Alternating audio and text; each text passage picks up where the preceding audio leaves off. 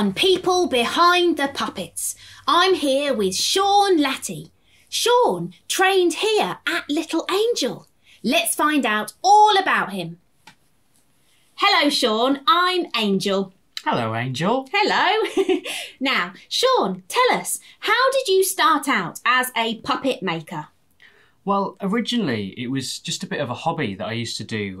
When I was at school in my spare time, I used to make puppets mainly just for myself, and then I started making them for local Amdram societies, pantomimes and things like that. And then sort of every now and then I got sort of paid commissions. Always good. Yeah, exactly. And sort of after that, I managed to get on a traineeship here at Little Angel Theatre. And that was, I think, the first time I really felt that I was a professional puppeteer and it wasn't just a hobby.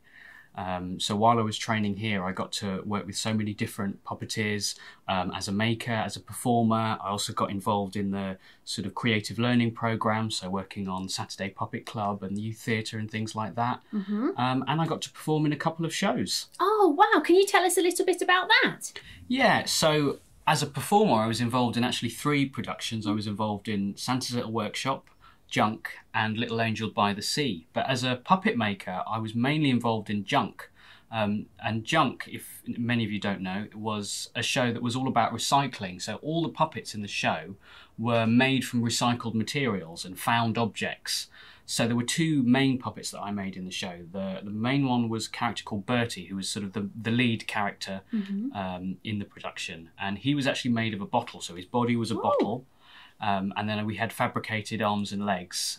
So he looked a little bit like something that a child might make at home, but he still needed to have that little magic of a puppet that you would normally see at the Little Angel. And then the other character that I made, which was in conjunction with some of the other members of the team and the designer, Emma, was a large octopus character that was made of an umbrella.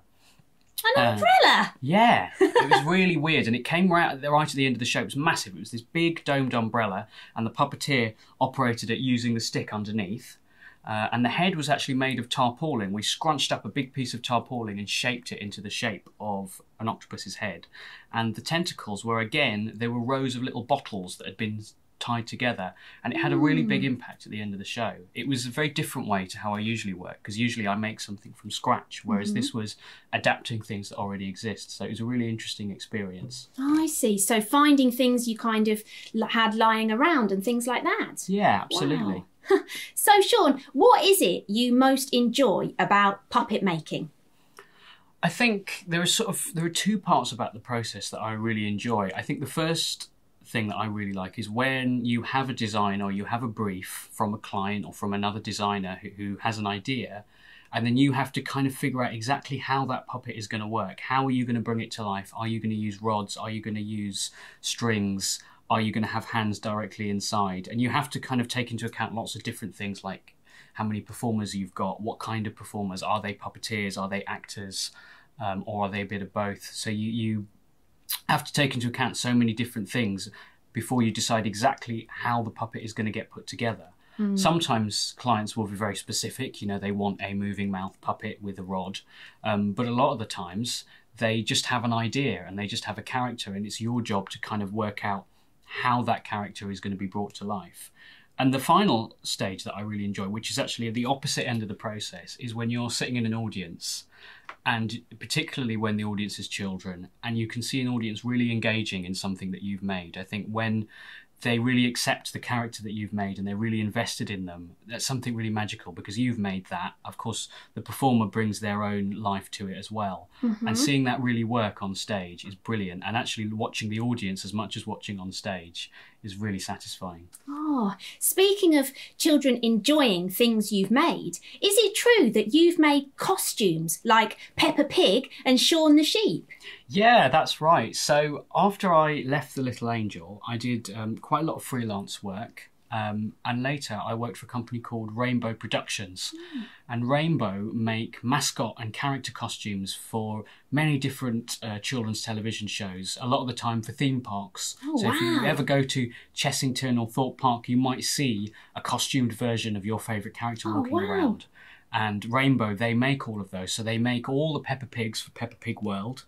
Also, they make Shaun the Sheep, they make the Smurfs, Paw Patrol, lots of characters that you might watch at home. If you ever get to meet them in real life, they'll be made at Rainbow. And they might be made by you. Well, exactly, yeah. Some of them I got to make. So Peppa Pig was our biggest character, and lots of people who worked there made Peppa Pig. And I made bits of Peppa Pig because it was like a big production line. So I actually made her arms and legs.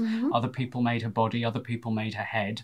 But the costume that I made myself the most was Shaun the Sheep, which was a bit of a joke because that's my name. Shaun. Yes. So yeah, they gave me that to make. And I made pretty much most of that, all of the costume part of it. Somebody else makes the head, but I made all of the body and the feet and the hands and the tail. And those are around in quite a few different theme parks around the UK. I think there's Farmer Ted's Adventure Park. I think if you go there and you want to meet Shaun the Sheep, you will meet a Shaun the Sheep costume that's been made by me. Wow, that's brilliant. Now, Shaun, have you got a puppet with you that our viewers can make at home? I do. So I'm going to just bring him here. I'm going to actually put him on because he doesn't stand up by himself very well. So here he is. Oh, hello. Hello. Oh, your mouth moves too. Yeah. So Shaun, tell us a little bit about how you made it. So I made this puppet using any things that you find at home. You know, they're not, although it might look like it's a professional puppet, it's actually made of anything that you can find in the home. So these head are actually 2 halves of a 2-litre bottle of fizzy drink. Oh! So it's a big bottle, and I've just chopped it in half, and I've chopped off the ends, and then I've put a bit of cardboard in between the mouth to make a hinge like that. And this part here, the plant pot that the sunflower sits in, is the other part of the bottle that I've cut in a sort of conical shape. And then to cover it, there's no sewing involved. All it is I've stretched over 2 socks. There's no sewing, no gluing. I've just stretched over a brown sock to make a plant pot. And then if you can see the back here, I've stretched over a green sock. Gosh. And that's all there is to it. And then, of course, I've added some little bits of petals, just using some yellow felt. You could use maybe an old tea towel or a jumper or something that you've got. And his eyes are actually plastic spoons. So they're plastic spoons with they are. Yeah, with the handles snapped off. And that's all there is to it. So he's really easy to make, but I think you get a lot of character out of them. You certainly do. It's fantastic. If you want to make one just like Shaun's, you can download the instructions from our website. Shaun, thanks so much for joining us here today. It's been great. Thank you very much. Thank you for having me. You're welcome. Bye, everyone. See you next time.